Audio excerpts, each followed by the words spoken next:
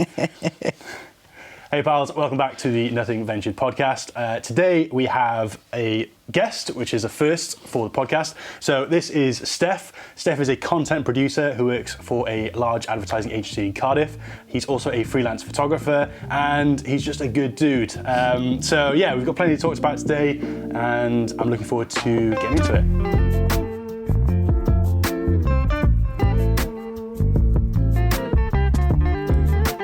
Thank you for being my first guest. That's awesome. This is all very new to me, and we've just spent the last 25, 30 minutes probably setting up. But obviously having the benefit of having you here means that I could make sure everything looked good and hopefully sounds good. Fingers crossed. Yeah, so big shout out to Rode for providing a lot of helpful gear, which means I can actually make this possible.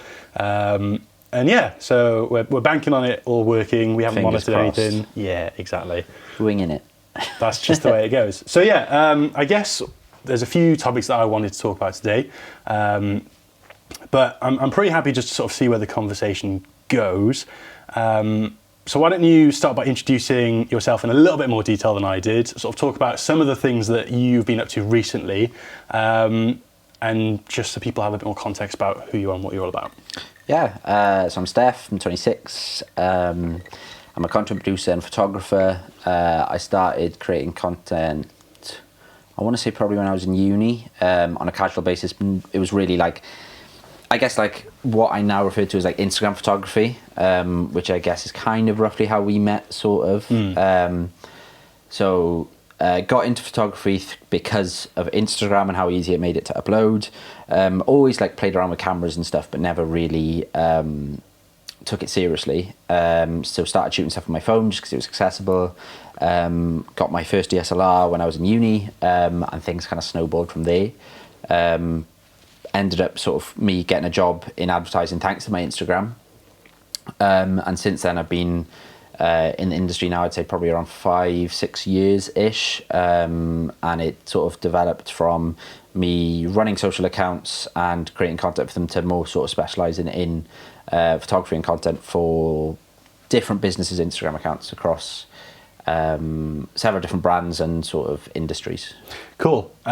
So I know this story, and I'm sure you've told it so many times, but I think it's a good story and it's relevant to the sort of theme of this podcast. So you talked briefly then about getting into an advertising agency. So I know that there's a bit of a story behind that. So why don't you sort of tell the listeners and viewers, I guess, what that was all about? Yeah, so it was probably just before Christmas in my last year of uni, and it's when I guess you start thinking, shit, I've got to get a job soon. What am I going to do next year? Can I swear on this? Yeah, I just said it. I swore then, and I was like, wait, should I? Can I fucking swear? Yeah. So I was thinking, shit, I really need to get a job soon, or at least start like sending out feelers to try and get something in the works. And luckily enough, an advertising agency came in to talk to us in uni, and they completely blew me out of the water with the stuff that they were doing. Very much so because they had a drone, and back then drones weren't that popular, and I was like, oh, they've got a drone. What sort of year was this? It would have been, what year did I graduate? 2016, so maybe late 2015. Right, yeah, sure. It was like a Phantom, like one of the early ones. It was like, you look back at it now and they're terrible. Yeah, the big white ones. And they'd shot some stuff for different clients, and they showed their show reel up on the screen. I was like, wow, this seems like a really cool company to work for. So I kind of knew there and then, this is the company I want to work for. I'm going to put all my attention into trying to get a job with them. Yep. So I turned on Twitter notifications for that, because they were really active on Twitter. Turned on Twitter notifications to get a notification every time that they tweeted, and started sort of responding to a lot of their tweets or liking them, engaging with their platforms. But not straight away. I'd normally like sort of, they'd tweet and then I'd wait a couple of minutes and then respond, so it didn't seem that creepy.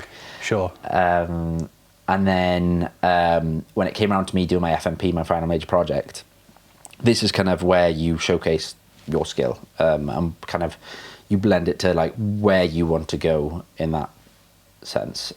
So I decided to create a fake coffee company, or a coffee shop that was opening in Cardiff, because a big passion of mine is coffee, and coffee related stuff. And so I decided to create a fake coffee launch campaign. Right, okay. Targeted at this agency. So I did all the branding for it to showcase my design skills, did all of the pre-launch photography, shot some like stuff with stickers and like coffee cups around Cardiff with a lead up, ran the social for it to kind of be like, oh, we're launching this date, stay tuned or whatever.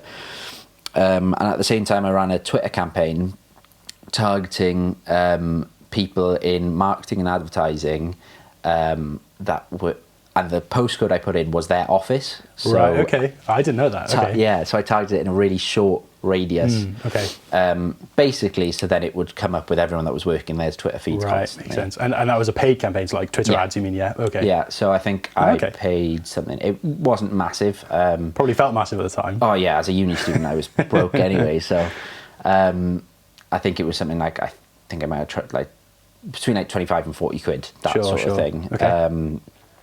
And yeah, just like targeted there, started tweeting a load of businesses, had a load of Wales Online reporters sort of messaging me being like, when's it open? Trying to get more information to write an article. Yeah, okay. Got a load of people to tweet about it as well, just random stuff. Tweeted a load of other coffee shops to try and get into that like community. Right. And then all of a sudden one day, a tweet popped up from the then CEO being like, this sounds like a great idea. I'll take, I think it was like 28 coffees, something Right, like okay. that.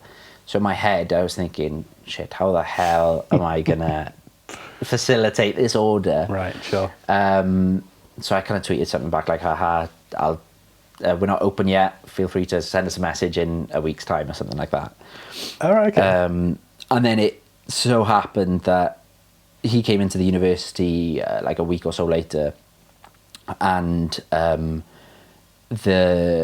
he asked my head lecturer basically something like, oh, have you heard of this new coffee shop that's opening? And he said, oh, you know that's one of our students, right? And he's like, oh, what do you mean? He was like, yeah, it's Steff. And that's when they put two and two together, right. really. See, I didn't actually know that. I thought you came clean. I thought when they reached out to you, I thought you just said, oh, no, actually, I played it off completely. Right, okay. Oh, that's interesting. Sure. And yeah, so I said that, well, he said that, and then I popped into their office to drop off like an invite to our graduation ceremony show where we showcased our work. And I had a chat to him then, and at that point I'd already booked in to do an internship with him in the summer. Okay. Sort of starting sort of mid-July-ish. Mm-hmm. By then it was probably like April, May time.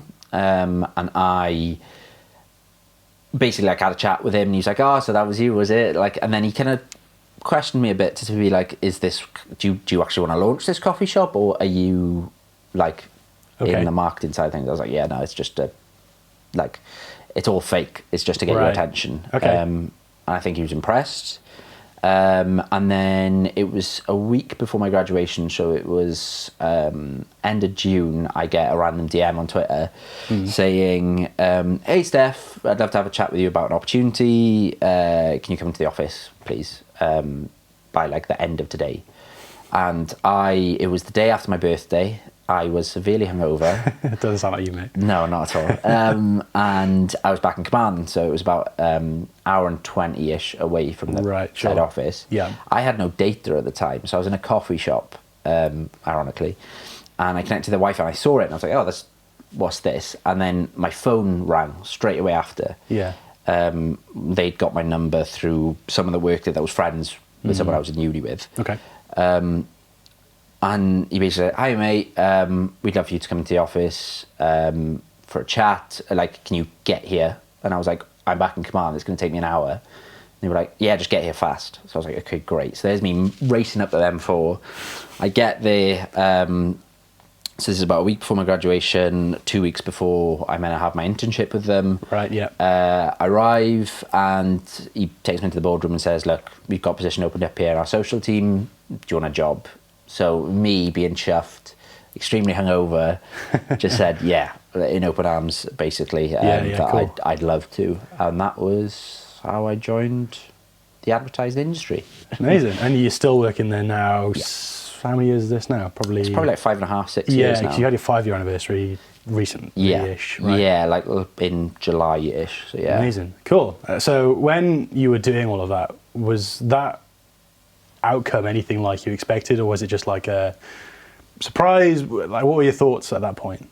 So I was really surprised because I didn't realise I'd made that much of an impression. Sure. But apparently it was quite the talk of the office on some occasions where people were saying, "Oh, have you seen this coffee shop?" And I think an element of it really was probably them thinking, "Oh, is this a company we can get new business from?" Yeah, of course. So I kind of fooled them in that sense. But I think I never expected it to land me a job, especially before graduating. Yeah, definitely. Technically. And I just thought it would kind of leave a lasting impression as I go into my internship. But no, I wasn't expecting that at all, really. I think I look back at it now and I don't realise the amount of work I put into it either. Yeah, for sure. That makes sense. It was one of those things that I was just gradually building upon as it was going on. I didn't realise that I'd done all that I had, basically. Right, of course. Yeah. Still didn't get first, though. Do you not? No. Don't worry about it. I didn't either. No. So look at us now. Yeah. No, cool. I mean, it's a nice progression actually, because it's obviously where we met. And I can't remember how long you were working there for at that point, but I was there around April 2017. So I think you'd been there for maybe 6 months to a year at that point. Yeah, between that sort of. Yeah, but it's interesting though, because obviously I knew who you were through Instagram. Yeah. But we'd never met. I didn't know what you looked like. But through meeting at advertising agency, I'm not even sure why we're not saying it. We can say it if you want, if you feel comfortable. No, S3. So S3 Advertising is the name of the agency. So through meeting at S3, I realised that not only did I know you, but I was also already following you. So I knew who you were and your work and everything. And in a lot of ways, I actually credit you for sort of piquing my interest in content creation and everything that goes along with that, because when you meet new people you want to impress, obviously, and there was definitely a small collective of people working there at the time who were involved in that space, and you want to be involved, you want to be a part of the gang, right? So it definitely got me a bit more motivated to be let's go out this weekend and capture some content, and to an extent I'd say it worked, because through that I've met people like Ben, who we both know, and at the time, there probably still is, I wouldn't know, there was this small community of Welsh creatives that all knew each other through Instagram, but didn't actually know each other in day-to-day life, which was interesting. So it was actually quite fortuitous in a lot of ways that we met at that time. And since then, both of our content has taken a bit of a change. It'd be good to dive into that a little bit. So at the time, I think it's safe to say that we were both landscape photographers or adventure outdoor sort of content. And that was very much where our interest lay. And it probably set up a lot of the foundations in terms of where we've gone on to do. But I don't really do a lot of it these days, and you do more than I do, but probably not as much as you'd like. Nowhere near. Yeah, so I used to do it, I used to be going out at least twice a week, different places. I used to just go on Google Maps, zoom in and trying to see what places were like from an aerial point of view. And sort of random, so that's how I discovered Llantuet Major, for example. I mean, it's before even Save Post was the thing. Oh yeah, it was ages ago, and if you saw some person's Instagram, you'd probably screenshot or something to save a location. But it was kind of how I started getting into photography, landscapes and stuff, and then that's what hooked me, and I feel like everyone was doing it at the time. I think that was probably the year where it really started to take off. I think I've told you about this in the past, but I went to Iceland in 2014, and it was before the country, by the way, not the shop. And it was before it really exploded in terms of popularity. I think a big part of that is the Instagram culture of it and everything that goes along with that. And that year was when a lot of those features came out, like location tags and saved posts and all the rest of it. But it really allowed people like us to know about places and to figure out where we can shoot. So it was definitely a formative time for us in a lot of ways. But I'd like to say I miss it, but I miss the community aspect of it. But I felt like I was involved in the community there. Obviously, I'm a lot busier now, but I felt like there was a whole string of people that I could send a DM on Instagram that would sort of I'd have a conversation with, or I just felt like I knew more people. And I of still course. think there is an element of that within stuff, but I think the landscape side of stuff, I don't know, there might be like a whole group of people that are around now that we just don't We're realise. old now, mate. That's the reality of it. We've grown dropped out of it off all. now. Yeah, I'm sure there is. And those same accounts that would post work like the Wales Collective and Visit Wales to an extent as well, they're still around. Yeah. So there must be people who are facilitating that content. Yeah. Yeah, Because I used to remember, you mentioned Visit Wales then, just made me realise of how much I used to try and get features and stuff, like so badly, and you'd be like, yeah, and I had like a list of accounts I wanted to get featured on, and Yeah. And that was, I mean, it has changed a little bit now because obviously things like Discover and, you know, even like hashtags weren't really being used in the same way back then. But at the time, that was how to get discovered and to grow an account. So it was an interesting time for Instagram. And we were definitely in that same group where we were constantly trying to like, not one up, but definitely there was an element of competition there. Yeah, definitely. Which I thought was quite interesting. And it wasn't ever like an ego thing though. No, I don't really know of anyone that had an ego in that space at all. No, Not I that don't think so either. It was very wholesome, I guess is the you word. could sort of send anyone a message and they'd respond. Well, that's what it felt like anyway. Yeah, definitely. It was a good time, and like to be honest, I'm quite glad we all had that. And I definitely use some of the like principles, even things like photography principles, from that now. So, like I said, formative is definitely the right word. I don't know if you share that sentiment, but things like you know, approaching exposures and like, I don't know, focus stacking, HDR, those sorts of things that you learn really quickly in a landscape environment, but probably quite hard to visualize in like other areas of content sometimes. So I'm glad that was where I started, to be honest. Yeah, same. But talking about starting, that was one of the questions I wanted to ask you. So obviously you touched upon, you know, you got a camera in university. So when you were growing up, did you ever consider yourself a creative, and how did that change over time? So I actually remember when you said consider yourself a creative. So I remember a school teacher, I took art for GCSE, but I'm terrible at drawing, absolutely terrible. And it was because I wanted to do photography. And I remember my art teacher telling me that I should drop art because I'd never do something creative. Oh no, okay. Which is so ironic now.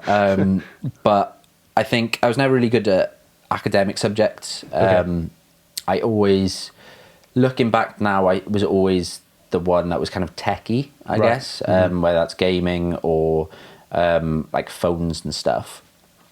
And when I was in school, GCSEs level is when I got into like the gaming space. So I started making, I don't know if you know this actually, started making YouTube videos. Yeah, I do know this gaming actually. videos. I've never seen them. Oh, they're all deleted now. All deleted. I made sure to get rid of them, but there was I had like it was funny enough, my most successful YouTube channel.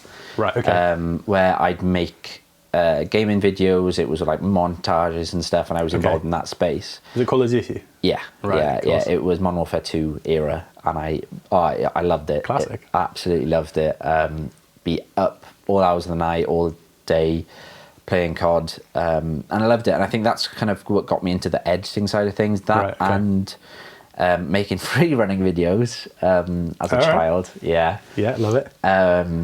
And that sort of got me into the video editing side of things. What were you using to record that on, by the way? My phone, literally like an old Sony Ericsson, like Cybershot thing, probably. And were you just holding it as you ran? Like, how did that look? I just set it up, lean it against like rocks and stuff. Okay. It was just like me running around. In my head, I had more like GoPro sort of like visual. I don't even know if GoPros were a thing then. Well, I just imagine you like running with a phone on your head. Sellotape. Yeah, exactly.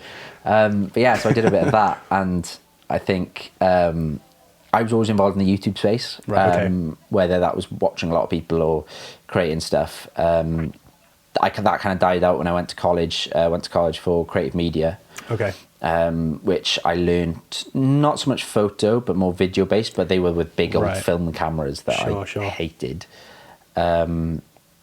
And sort of piqued an interest in design then and animation.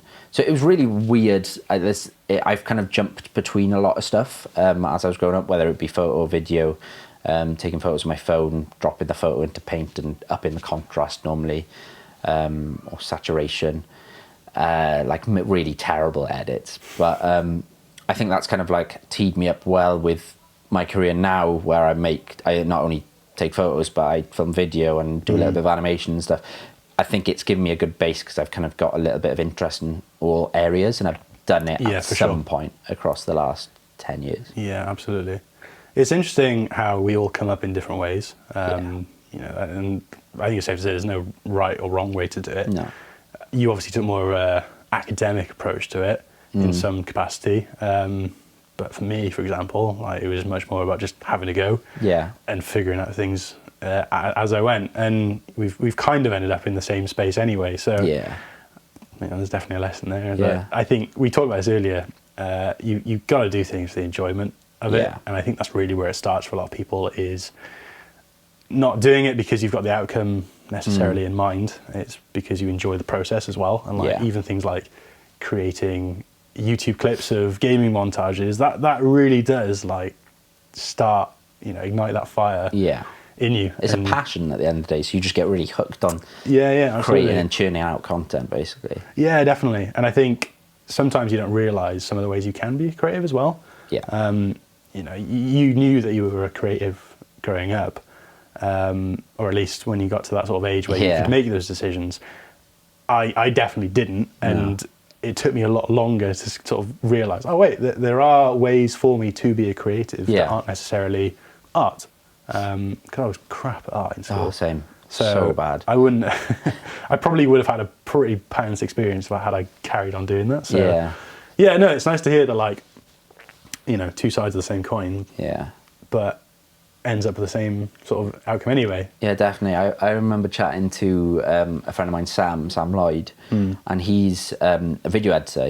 Video edits full time, and he used to work with us at S3, and now he's moved to a company called Aura Ads, one of the two, in Cardiff. And his background is really funny because I assumed he grew up doing sort of similar stuff to me, of just churning out videos in his bedroom. But so he went to uni to do English and started, basically did the Cardiff Uni radio, or Students' Union radio. Right, sure. And within that space, he got into like recording audio, which then led him to cutting up snippets for like Facebook videos and stuff. Right, sure. Which got him into video editing, and now he's one of the best video editors I know. Amazing. That's quite cool. And that's such a later time than anyone else that I know, really. I guess you kind of touched upon it there, like it was later on in sort of, was it about uni sort of time that you sort of discovered? Yeah, I guess so. Things? It was more, to be honest, it was more towards the end of uni as well.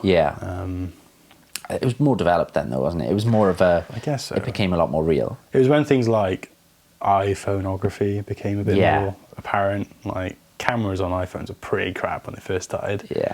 And then I think maybe I had an iPhone 5, and that's where it really started to get better. Yeah, I think that was the first iPhone I had. Yeah, it just became a bit more accessible to go out and take a nice photo or something. And, you know, I think when you've got a sense of pride in something, that's really when you develop a passion. And for me, it was like travel. And I think you probably share some of this as well. And through traveling, I wanted to document things. And when I was in the process of documenting things, I really fell in love with that sort of side of creating content. Like, this is actually really fun, just to like work things out, understand how a camera works. But I didn't really know what it was until I went away and like played around with things. But I didn't buy a camera, like a proper DSLR, until 2015, 2016, I want to say. So probably around the same time as me, I think. Oh, really? Okay. Yeah, well, I think so. It was second year of uni. Okay. Because I remember seeing your Instagram and thinking, wow, he must have been doing this for ages. And I think at the time you had like 2,500 followers. And I was like, wow, Steff's made it. I remember that time where like I'd just churn out content and stuff. Because I watched a lot of YouTubers like Ben Brown, Steve Booker, those type of people. And they were always talking about like Instagram missions and stuff, and Laptop Club, where they'd sit in a coffee shop, which is kind of how I got into coffee, was through them, where they'd sit in a coffee shop and just edit for hours. Because obviously they vlogged it then. And me and my friend Jack would do the same. We'd, because I just started driving, so I'd drive us from Carmarthen to like the Pembrokeshire coastal path, North Pembrokeshire usually, I'd take photos on my camera, he'd take photos on his, I don't know if he had a camera or if he just used his phone at that point, but it was a Canon 7D that I had anyway, with literally the kit lens. And we'd take photos, drive around all day, and then I'd drive to McDonald's in Carmarthen, because it was 24 hours, had Wi-Fi, get my laptop out and start editing. And then like within that night, I would have posted a photo that I'd taken that day. Yeah. And that's kind of that sort of going out, like driving somewhere, spending the day somewhere, coming back with friends is kind of how I got into that sort of I think churn mindset. is a good word. Yeah. I don't have anywhere near, I don't know about you, but I don't have anywhere near the same amount of time for it that I used to. I just can't be bothered. Like, I think that's where it comes down to. It's just the amount of time I used to dedicate to just being on Instagram. I mean, I'm on my phone a lot now. I'm on TikTok a lot and stuff, but that's more just consuming. Whether I feel like creating, because I do it as a job, when in the evenings, sometimes I just want to switch off. Yeah, that makes sense. I think anytime you turn a passion into a job, there's always that risk of like losing some of the enjoyment out of it. But it's something that I'm quite conscious of. Yeah. But you're a freelancer. You probably like work all hours of the night anyway. Yeah, that's the thing. I mean, I don't know how you manage that. It's really difficult, because as much as you want to compartmentalize different things, there is always going to be that overlap. Yeah. So I definitely feel it. You know, even just being on an app like Lightroom or Final Cut, you just get that sense of dread, and it really takes that time to get into a project before you can enjoy it sometimes. Yeah. But that's actually not a bad topic to talk about. No, maybe not today, but you know, it's definitely a hard thing to switch off sometimes. Yeah. Being a creative as a job, when it's something that you obviously started as a passion. Yeah. I think that's what, I think if I could go back, I'd enjoy those. Well, I don't think I realised how much I enjoyed that creating in that sort of like Instagram era that we were talking about. Where, yeah. I mean, we used to put in a lot of hours. Yeah, and a lot of mileage. A lot of miles. Yeah, absolutely. But it was, I guess we talked about it, like competition side of things as well. You always wanted to show up, and people would notice if you didn't. Yeah. If you didn't post something for a while or whatever, there was definitely like a lot of awareness in that circle at the time. Yeah. But again, I wouldn't know if that exists now. I'm just not involved in it. I think it was when the algorithm changed. People just like when it wasn't a chronological like feed. Yeah. That's when I sort of dipped out of it, because my engagement took a hammering. Yeah, so I definitely just lost. Felt the same. Not that I chased numbers, but it was satisfying to put something up and just get a lot of engagement, you know? And I think when that happened, I wasn't seeing certain people's posts and stuff, and I think I just slowly lost motivation. I think it is starting to get back to that now. And obviously I can't talk on behalf of everyone, but I've seen a lot more success in the last few months than I have in the last couple of years, in all fairness. Yeah. Because I definitely felt the same. And not that the numbers were necessarily my biggest motivator, but it's encouraging when you post something and get those feelings of like self-assuredness from comments or likes. Yeah, I did a good job there. And I definitely remember there being a point where I was getting consistent numbers, and then all of a sudden it just dropped. Yeah. And it does affect you, because we all have this innate desire to be liked and, you know, see results. That's something that we all have. I think for us, especially doing what we do, where a lot of our success is measured on that, it's quite a hard thing to shake. So I took a bit of time out, but when I came back to it, my mindset was completely different. Yeah. And that's where I really found the enjoyment in it again, was doing it for my own reasons. And then over time, that started to come back again. But you've taken a very different direction with your content now. Yeah. Because it seems like we talked about communities. Yeah. Maybe you're not as involved in that anymore, but what you do post is very niche. I think it's safe to say, like maybe not to you, but definitely for me. Yeah. It's so different to kind of, I guess, what you do, isn't it? It's a different sort of like community. It's strange. I think like I went from posting landscapes and outdoorsy stuff, and I wouldn't really post anything else. Okay. And it was when I was I think it probably was chatting to you when we went out to see to Who Cult when it first opened in Bridgend. Right. Yeah. When we were speaking about just posting whatever we wanted to post, and I think you'd started doing a bit of that then, not so much the tech side of things, but I think you were posting slightly different content. And for me, I was always like, oh no, I've got to stick to landscape because it's what I know and stuff. And I was taking all these coffee photos and wasn't really doing much with them. I think I was probably putting them up on my story. And we went to Who Cult, and I remember taking the photos, editing them, being like, I really like these. So I thought, oh fuck it, I'm just gonna put it up. So I put it up on my feed, and I remember saying, oh fuck it, it's up there now. My feed's changed. I can post wherever I want now. And that was kind of a turning point for me in terms of post whatever. And since then I've sort of, my feed's changed a lot. So I went where I was posting a mixture of landscape and some client work and sort of personal life as well. Because it was kind of like, there was a lot of coffee, some stuff we did for Land Rover together actually. Yeah. And then me and my fiance Manon, I started dripping that onto there. It just got to a point where I was like, this is my life, it's my feed. Because I set up a second Instagram account for personal stuff, and I just couldn't be bothered to have the two. It really bugged me. I don't know why.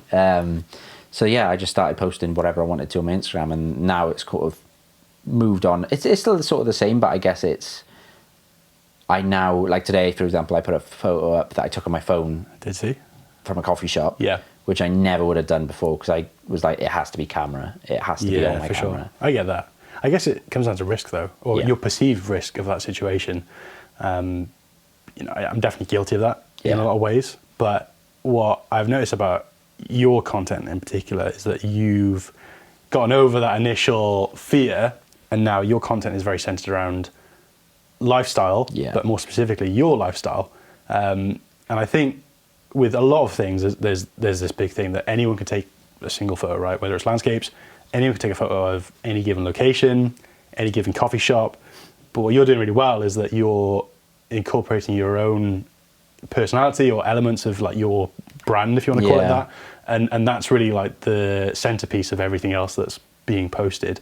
And it's apparent. Like I know when your photo is there before I've even seen your name at the top, because I can tell from certain things, like the way you do things. So it's I guess it's that thing about taking risks, isn't it? Or like understanding, it's okay not to win every single time. Yeah. You can, do something different, or you can do something without that, guarantee of results or success.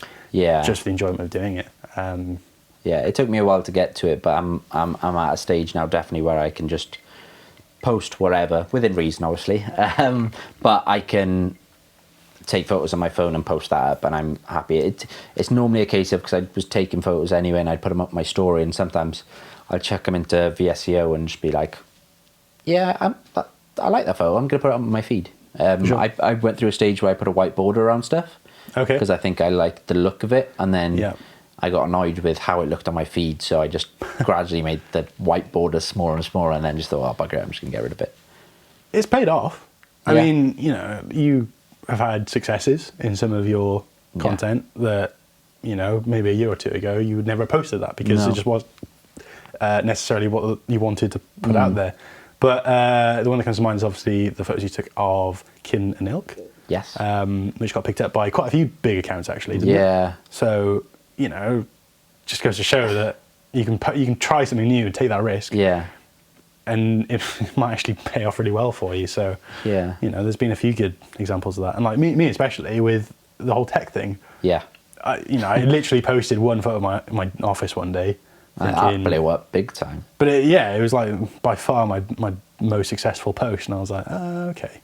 And I would never have known that if I hadn't done that. But you just got to do it for you at the end of the day. And everything else will follow. But it's a good time. But the social landscape is changing in a lot of ways that I haven't fully dived into yet. And that same feeling of like, it's just not really what I'm used to. It's not really what I feel safe or comfortable doing. It is stopping me to an extent from really diving into it. And I think TikTok's probably a good example of that. Yeah. You've done more on it than I have. Yeah. But I haven't really done that much on my own sort of feed. I watch a lot of TikTok, which I'm sure a lot of other people do. Okay. So I'm just aware of the space, I guess. My TikTok's a bit weird though. Like I try to get into it and then I'll open it up and I just get all sorts of weird things. Yeah. You've got to find what you... Because obviously what I find really interesting about TikTok is the algorithm, because it's so unlike anything else. Right. Like it rewards you if you post frequently, but you can then also post inconsistently and randomly you'll go viral. Okay. I think they do a thing where if you're posting somewhat consistently within like your first, like say like 4 videos, they'll just make you go viral just so you get a little taste of it. Right, okay. So you keep coming back. Yeah, and that probably works quite well. I mean, look at Instagram or YouTube, they're like, well, get fucked. Yeah, literally. They literally just, yeah, unless you're already big, it's tough to break through. But no, that is good. I think that's probably why you see so many people now getting into it. Those early days, it seemed like a bit of a, too good to be true situation. Definitely. And I had a lot of reservations. And to be honest, I had a lot of reservations about vertical video as well. It wasn't really a format that I felt super comfortable in. And even now, I don't really do a lot with it. It's usually an accessory to other stuff I'm doing because it's quite easy to just sort of spin out a quick 15-second version of, anything really. Whatever, yeah. But I see it all the time, like people get massive success from that. And obviously now it's sort of bled into other channels like YouTube Shorts, Instagram Reels. I'm sure Twitter will do something with it soon. Yeah. Well, they had their Fleets thing, which was their attempt at stories that just flopped massively, didn't they? Right. Because that was a thing for, was it like 6 months? And then they were like, yeah, this isn't working. We're just Did you going ever to use stop. it? I think I shared one of my tweets once. Okay. But it was fun. It's the same as like Facebook stories. I don't put anything up on there. It's potentially my Instagram may like automatically share. I don't actually know. I don't even think I have that enabled. I just who uses Facebook stories? Yeah, the people I see using it, they're usually that where they have it on their Instagram and it just automatically does it. But that's, if you didn't have that, it would be impossible to like manage all those different massively platforms I anyway. feel so sorry for social media managers that, especially in some agencies where they'll have like say an account, a brand that they look after, and they have to do all their social. I think a lot of agencies need to realise that you need to get specialists in for said platform. So have someone that's really good at Twitter, look after Twitter. Have someone that's really good at Facebook to look after Facebook. And whether that's posting organic stuff and the paid Facebook side of things. Right, for sure. I think as soon as brands and agencies understand that if they are so different, like within Instagram, you've got post, stories, reels, IGTV, guides, and then there's the community aspect of it. That's like 6 different formats. Yeah. Like, that's huge. That's a full-time job in itself. It's a bit, if you compare it to something like software development, you've got all these different languages of software, and usually people will niche down into one specifically for that because there's so much within that they need to delve into. I've never actually thought about that. That's actually quite a good... I think it would make so much more sense. Like, that's one of the reasons at S3 that they hired a TikTok apprentice, someone to specifically work on TikTok for brands and stuff, was because I was chatting to Becky Campbell, our now managing director, and she was saying, like, she saw a tweet I put out about that topic, and she was like, yeah, that makes so much sense, because it's so different to other stuff. If you compare TikTok and Facebook, they're so different. No, exactly. So it's a completely I think different landscape. As soon as more agencies and brands realise that, I think that's when I think it'll be a lot easier. Obviously, it's harder to stay consistent in terms of tone of voice, but you just got to get people that are good at what they do. Not even agencies. I think even people like us, content creators. Yeah. It's great to be on everything you can, but that's a lot of work, and exactly that. You need to understand that individual platform before you can really leverage it in a way that will allow you to get what you want from it. Yeah. And I think that's why I stay away from a lot of them, because I don't understand it. Yeah. Like I probably noticed I never really tweet these days.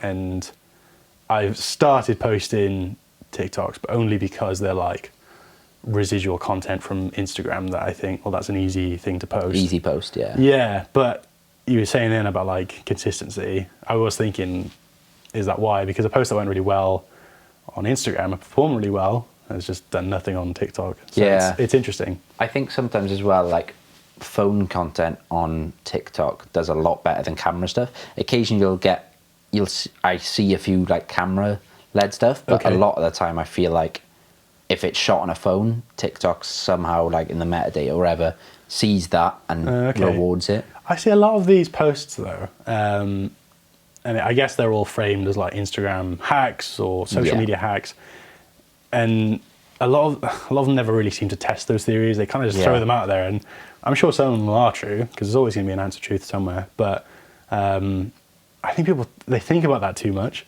Yeah. And they're worrying about the outcome before they enjoy the process. And it catch me too. You always want to perform well because I'll encourage you to do more. But I guess my question to that is, if you're not really doing it for the right reasons, then why bother? Yeah. But that's when we all, as creatives, have to, go through. So yeah, I guess one of my questions is, as we end this year, as we end 2021, what sort of goals do you have for not just your content, but also like your career and, as a creative, like where do you want to place yourself next year? I think for me, I just want to, I keep talking to people and I refer to things as last year when actually, because of COVID, it was 2 years ago. Right, sure. So I think for the last sort of, I guess, 2 years, I've not really changed much in terms of, I think my content potentially slightly, career-wise, it hasn't really changed that much. My lifestyle has changed a lot more because I'm working from home now a lot of the time, except for 1 or 2 days a week. So I think I've got that nice work-life balance now, but I want to really hammer in on sort of getting like work accomplishments achieved. So like either by getting a promotion or just starting to like branch out of my content, because one thing I'm really scared of is just getting stale, and just getting into that situation where I'm not learning anymore. Right. Because that's not something I did pre-COVID, was sort of sit still for long enough. I was constantly working on stuff, and that's what I want to get back to, I think. So that's my goal for the new year, is just to, I guess, just do more. Right, makes sense. Yeah, I mean, we always want to do more, right? But Yeah, time, I think that's the biggest barrier to a lot of us. Yeah. Apart from time, like, what are your other barriers right now? Like, where are you struggling? I'm trying to think, really. I think it's just, I came out of COVID and stuff, and I don't think anyone realised how mentally like fatigued they were.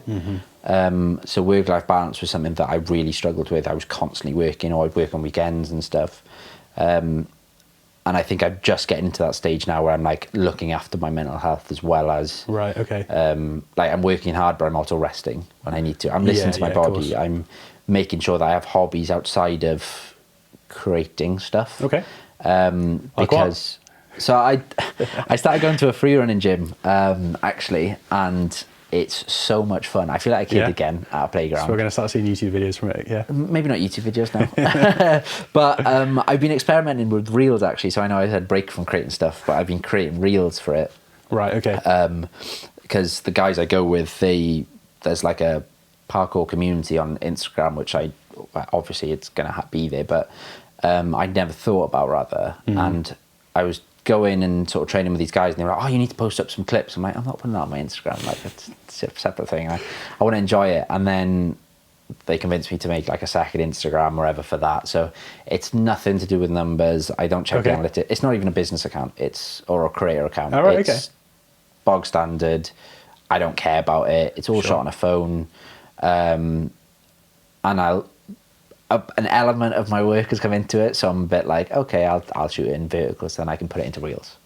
But it's not a case of I edit everything on my phone. It doesn't touch a laptop. Right. It's very. I guess I'm like a user again instead of like a creator. Right. Sure. So I've started doing stuff like that. So and that obviously is an exercise, so that's good because I'm getting out and exercising 3 times a week. But it's really good fun. Yeah, nice. And I've got a friend that wants to try and get me into Gaelic football, which I went to watch for the first time last weekend, and it actually does look really fun. You choose the like most.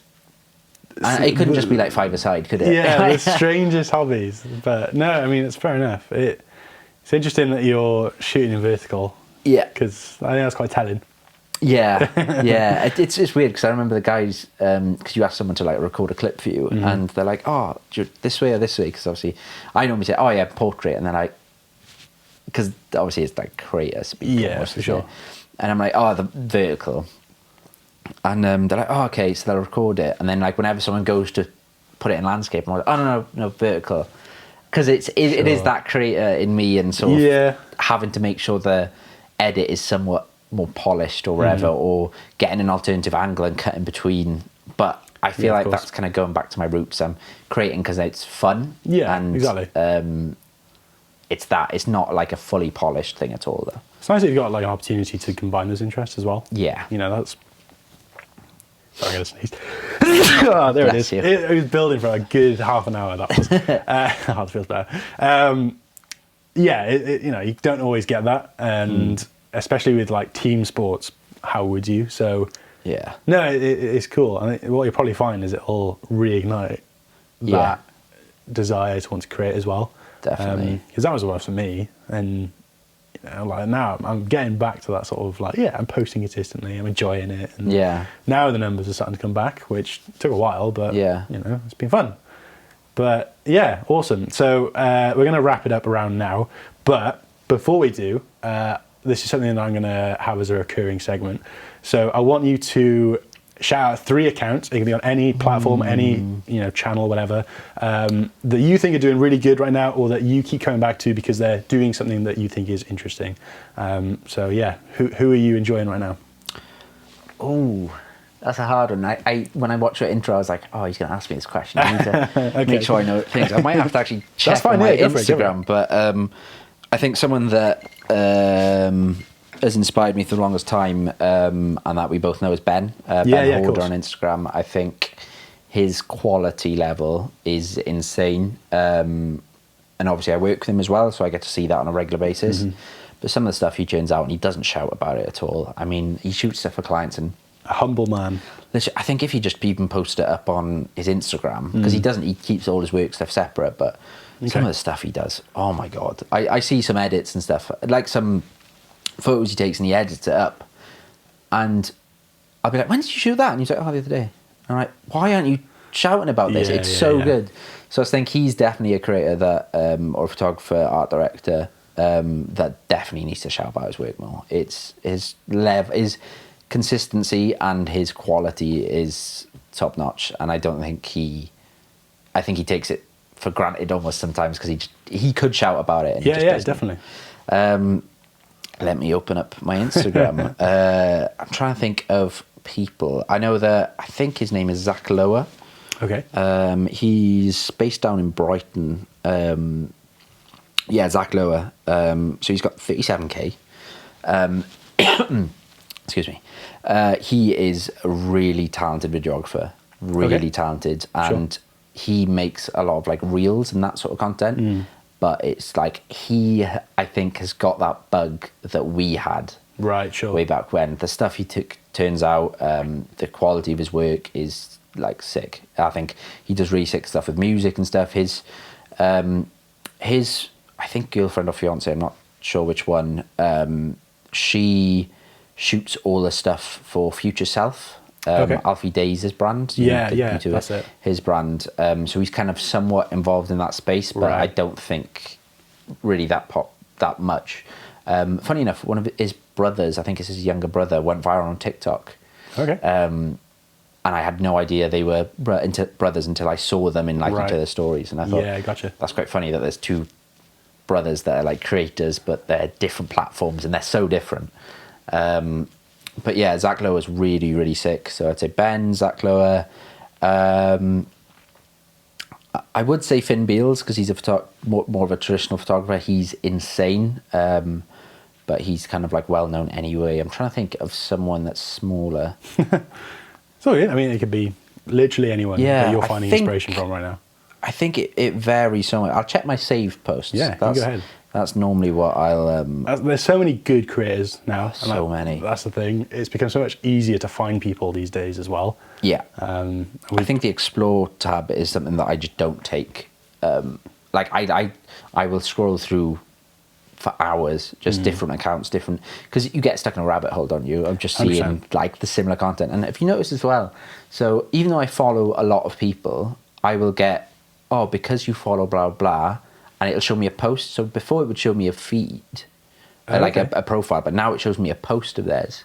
Okay. So it's almost like the explore tab is in. I don't think I've come across that actually. I've only noticed it in the last few days, but okay. It's something that I think because I've been engaging with certain types of content, they're trying to show me more of that within just my regular feed. Okay.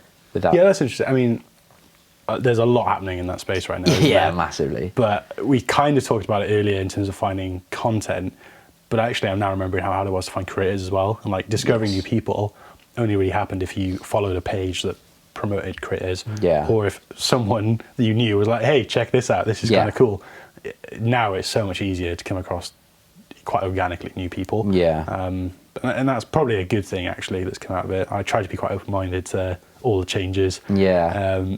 Even if I don't love the idea of it at first, sometimes it does work out. And I remember like stories coming out for the first time and thinking, so what's it, Snapchat for Instagram? Yeah, literally. That's never going to catch on. That's never going to take off. But actually, it's probably the most used thing, especially in my content now. But yeah, do you have a final person? I will pick someone at random.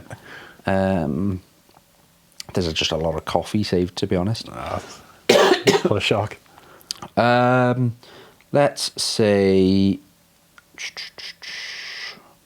This is when I realised how much rubbish is on my feed. I think it really... Like, I follow so many coffee shops and stuff now that it's actually really bad. How much... I'm scrolling through this now. There's a guy called Matt Buckets, I think his name is. Okay. Which... I'll just double check that. Yeah, Matt_Buckets. So he's... I think his background is in fashion design. Okay. Or fashion journalism. But his feed is really sick.